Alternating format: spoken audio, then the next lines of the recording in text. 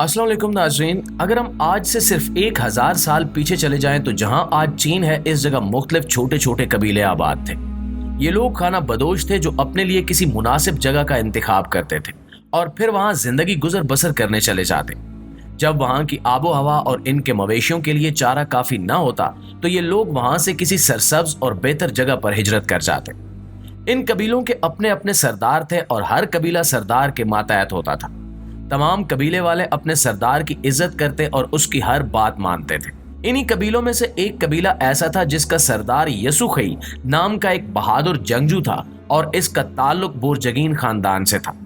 इसका एक बेटा तमुजिन था जिसे दुनिया आज चंगेज खान के नाम से जानती है। चंगेज खान उस वक्त सिर्फ 5 साल का था जब उसके बाप ने अपने दोस्त के कबीले में उसकी मंगनी करवा दी। चूंकि खाना बदोश कबीले एक दूसरे के साथ लड़ते झगड़ते और एक दूसरे के जानी दुश्मन भी थे, इसलिए उसके वालिद को एक दावत में बुलाकर जहर दे दिया गया जिससे उसकी मौत वाक़ई हो गई। कबीले में जो बागी लोग थे उन्होंने यसुखई के बेटे यानी चंगेज खान के खिलाफ बगावत कर दी कि इस 5 साल के बच्चे को हम अपना सरदार नहीं मानते। उन्होंने चंगेज खान और उसके घर वालों को कबीले से अलग होने का हुक्म दिया, लेकिन कबीले से बगावत करने वालों को यह मालूम था कि तमुजिन यानी चंगेज खान बड़ा होकर कहीं हमसे बगावत का बदला ना ले, लिहाजा उन्होंने उसे कत्ल करने के मंसूबे बनाना शुरू कर दिए। चंगेज खान कई महीनों तक उनके हाथ ना आया और वो मुसलसल उसकी तलाश में फिरते रहे। वक्त गुजरता रहा और चंगेज खान बड़ा होता रहा।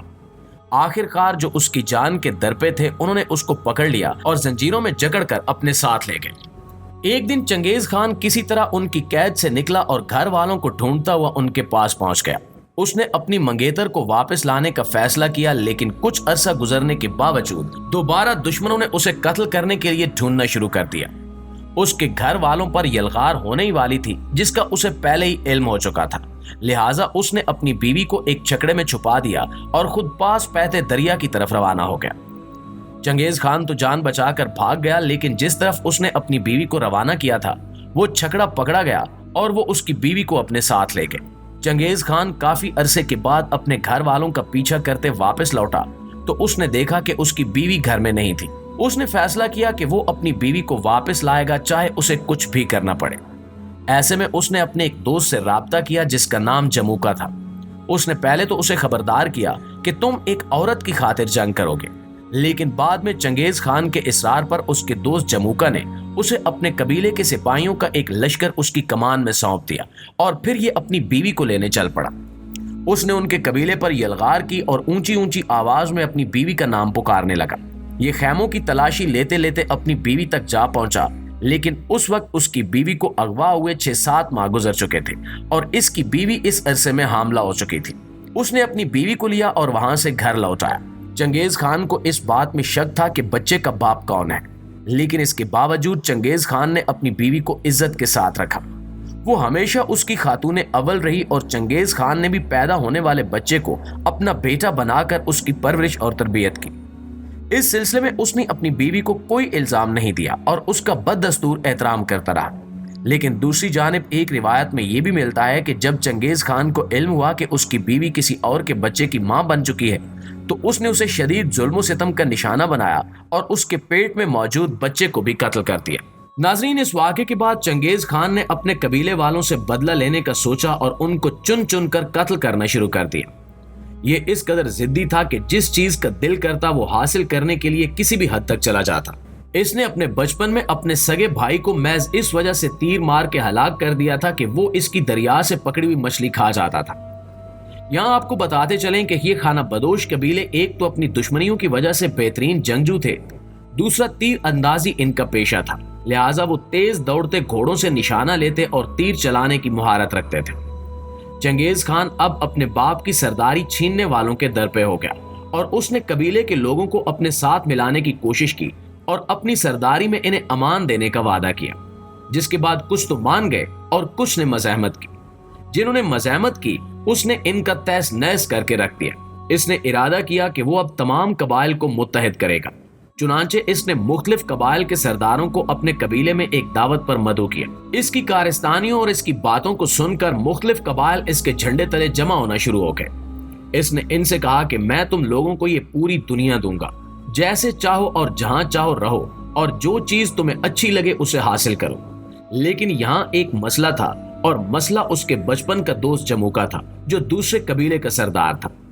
چنگیز چاہتا تھا کہ تمام قبیلوں کی سرداری میرے پاس ہو، لہٰذا چنگیز نے اپنے دوست جموکا کو اپنی سرداری تسلیم کرنے اور اس کے تابع ہو کر لڑنے کے لیے پیغام بھیجا اور لکھا کہ اس قوم کا مقدر میں ہوں اور میری کمان میں تم لڑو، تمہارے لیے اچھا ہوگا، ورنہ دو سورج ایک ساتھ نہیں چمک سکتے۔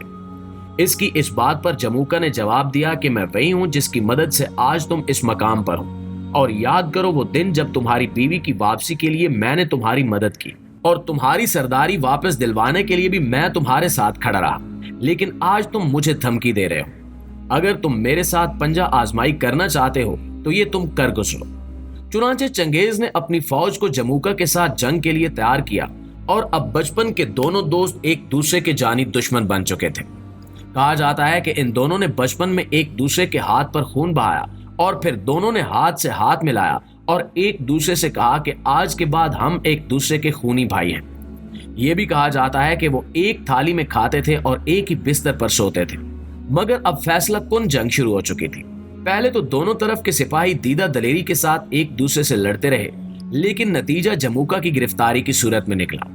چنگیز خان اس کو اپنے خیمے میں لے گیا اور وہاں اس کو کھانا کھلایا اور اپنے دوست سے پوچھنے لگا کہ اگر میں ایسے تمہارے پاس گرفتار ہو جاتا تو تم میرے ساتھ کیا سلوک کرتے؟